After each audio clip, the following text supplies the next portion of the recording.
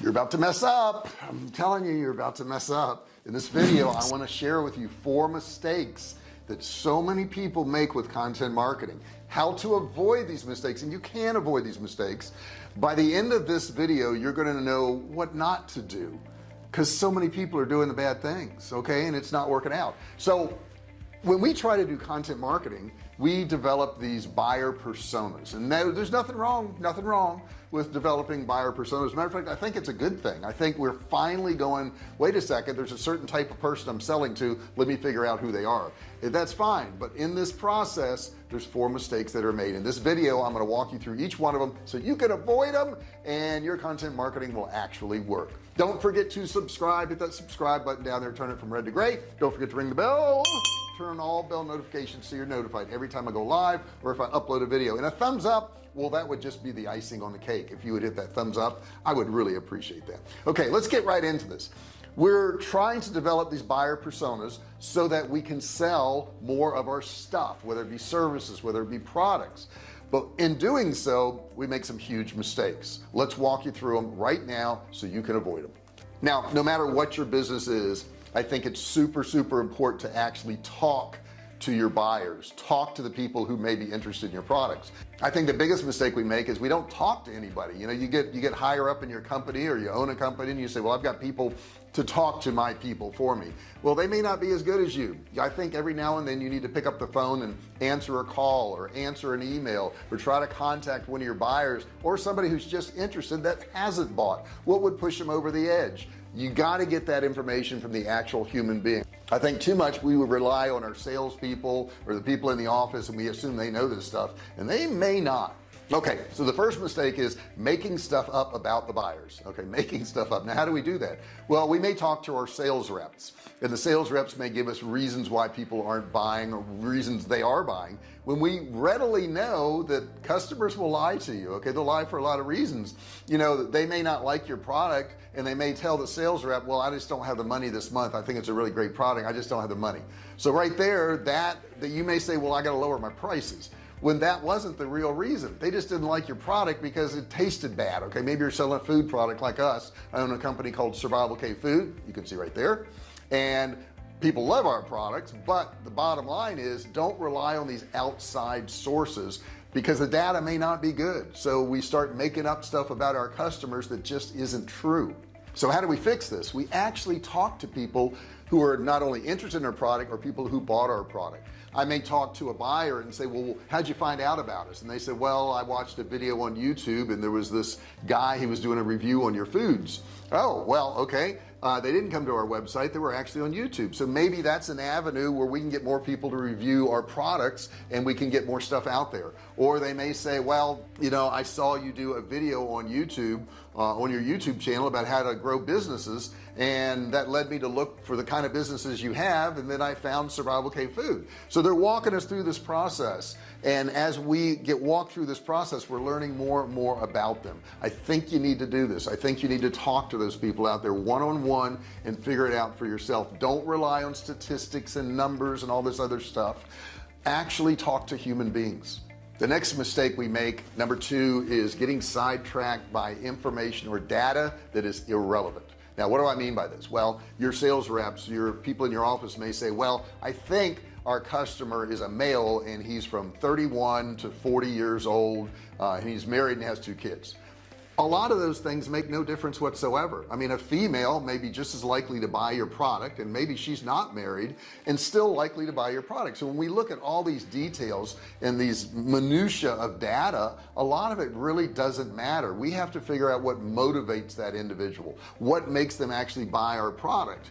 And once you do that, you're going to get a whole lot better results than if you get bogged down by a whole lot of little details that don't really matter. I would focus more on what kind of problems can we solve for these people and who would have these problems. Once you do that, once you start solving problems and figuring out who has those problems, you're going to be a lot more successful than if you use a lot of useless data about marital status and, you know, income levels and male female type things. And I think a lot of people think that's what we mean when we're trying to figure out this buyer persona, and it's not. It's people who would have issues that our product would actually solve for them. Once you go down that path, you're going to see your sales go up. I can guarantee it. Then you can start looking at things like decision criteria and why they're going to buy from your company versus somebody else. Our survival food company has been around for over a decade, going on 13 years now. That's a long time. People feel more confident in buying from a company like ours for that reason. So maybe in our content marketing we want to talk about longevity of our business, as opposed to, you know, our food's better than Max Foods over here. We want to focus in on the things that are getting them to buy. When people see a company around for many years, they see it as more stable and loyal.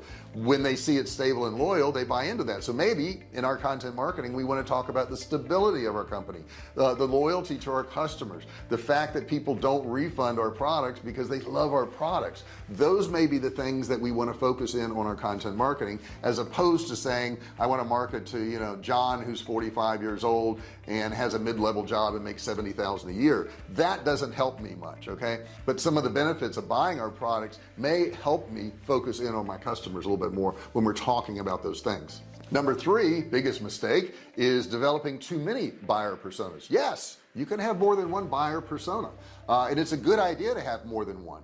I was consulting with one company though, and they had 32 buyer personas. 32 is that's pretty ambitious, but is it necessary? Absolutely not. After talking with them and working on this and actually talking to some of their core customers and people who are interested in their product, we were able to pare that down to 8. So that's a big difference. Don't get to the point where you think you're making progress because you're coming up with so many buyer personas and so many directions to go. It's a whole lot better to pare it down and have fewer, and actually have a better relationship with those fewer personas and actually be able to sell them more because you understand them better. Number 4, having too many scripted Q&As or surveys or whatever you want to call them.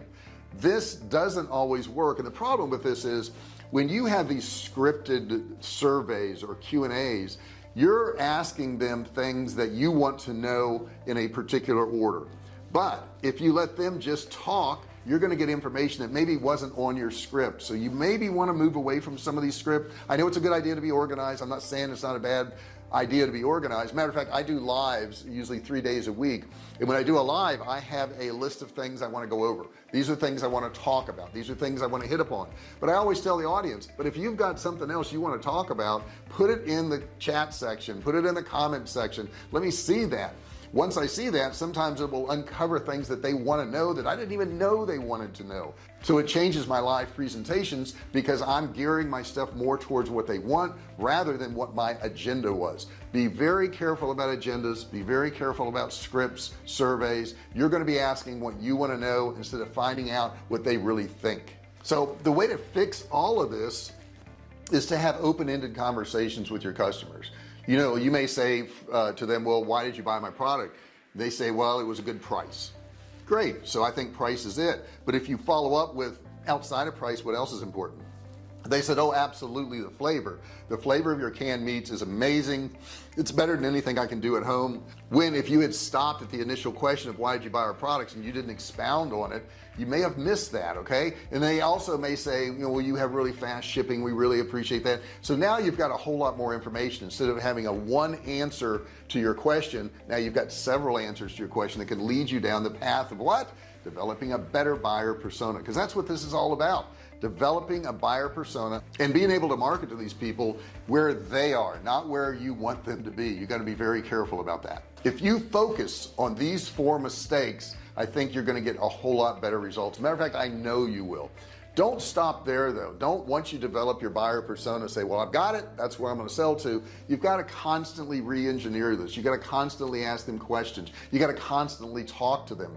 The customers we have now at Survivalcave Food are more varied than they ever were before, because we just went through that pandemic and people realized, hey, there's no food at the grocery store, we've got to look for alternatives. So we've got different people in the mix now, and we have to realize we've got different people in the mix, and we can talk about stuff we couldn't talk about before. We can say, hey, remember when the grocery stores didn't have any meat on the shelves and you were buying from us? That's why it's important to buy survival food. That's why it's important to store survival food. So we've changed, we've re-engineered, and that's exactly what you're going to need to do too.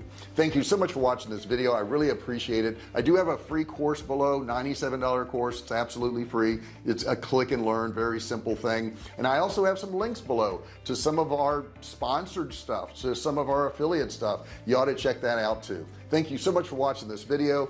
Please don't forget to subscribe if you haven't done so. If that button's still red, you want to turn it gray, don't forget to ring the bell. Turn on all bell notifications so you're notified each and every time I go live or if I upload a new video. I really appreciate it. I love having you guys as part of the family. Ask me any questions you want below, put comments, questions, or just say hello. Thank you so much for listening. I'll see you in the next video.